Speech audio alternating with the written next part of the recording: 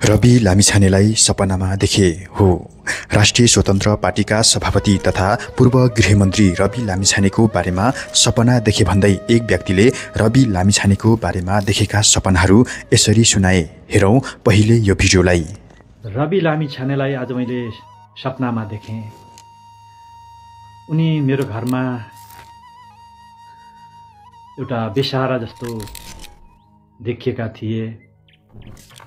उनले आफ्नो झोलाबाट एउटा ढाका टोपी निकालेर मेरो आमाको चरणमा गए अनि आमालाई यो ढाका टोपी मलाई लगाइदिनुहोस् भने। अनि अँध्यारो ठाउँ, भित्तामा अँध्यारो थियो। ठुलो एउटा करुवा, लगभग 8-10 लिटर अटाउने एउटा करुवा बालियो अनि आमाले भित्तामा प्रज्वलन गर्नुभयो। अनि टेबलमा राखिएको अर्को करुवा पल्टियो, त्यसबाट तेल बग्न थाल्यो। अनि फेरि हामी एक ठाउँमा तास खेलिरहेका, मैले बाँडिरहेको।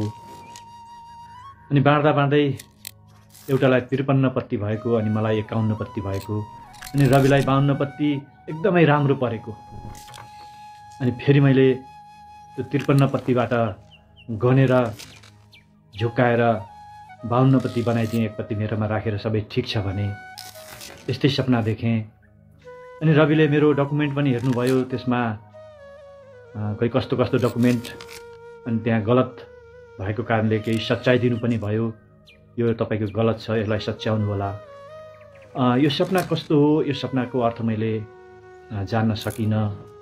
र एउटा जनताको सरोकारको व्यक्तित्व भएको कारणले रवि लामिछानेको यो सपना मैले पोस्ट गर्न मन लाग्यो र पोस्ट गरेको छु।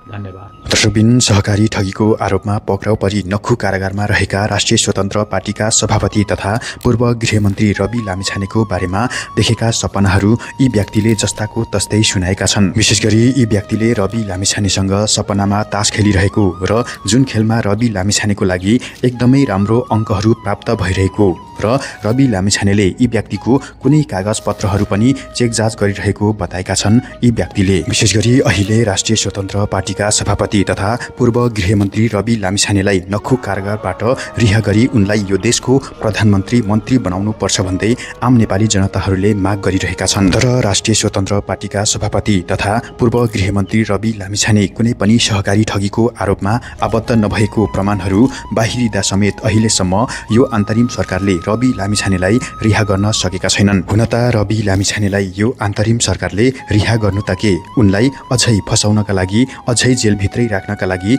यो अन्तरिम सरकारले समेत भित्रभित्रै खेलहरू खेलिरहेको समाचारहरू बाहिरिरहेका छन्। दर्शकबिन, यसरी रवि लामिछाने कुनै पनि सहकारी ठगीमा आबद्ध नभएको प्रमाणहरू हुँदै पनि बाहिरिँदा पनि किन अहिलेसम्म यो अन्तरिम सरकारले रवि लामिछानेलाई रिहा गर्न सकेनन् त? के साँच्चीकै यो देशमा राम्रो व्यक्ति र यो देशको लागि राम्रो काम गर्छु भन्ने व्यक्तिहरूको लागि ठाउँै नभएको हो त? दर्शकबिन, हजुरहरूको विचार के लाग्छ? आफ्नो प्रतिक्रिया दिन नभुल्नुहोला। र हामी चाहन्छौँ राष्ट्रिय स्वतन्त्र पार्टीका सभापति तथा पूर्व गृहमन्त्री रवि लामिछानेको चाँडै रिहा होस्। र यी व्यक्तिले रवि लामिछानेको बारेमा देखेका सपनाहरूको अर्थ के हुन सक्ला त? के कतै रवि लामिछाने चाँडै रिहा भएर उनी आउँदा दिनहरूमा नेपालको प्रधानमन्त्री बन्ने लक्षण त होइन? कि कतै रवि लामिछानेलाई अझै पनि जेलभित्रै राख्ने, जेलभित्रै सडाउने, फसाउने यो सरकारको योजना भइरहेको छ त? हजुरहरूको विचार के लाग्छ? आफ्नो प्रतिक्रिया दिन नभुल्नुहोला। भन्दै फेरि पनि तपाईहरुमाझ यस्तै अर्को भिडियोको साथ उपस्थित हुने बाचा गर्दै आजको लागि बिदा हुन चाहन्छु। हस्त नमस्ते, जय नेपाल।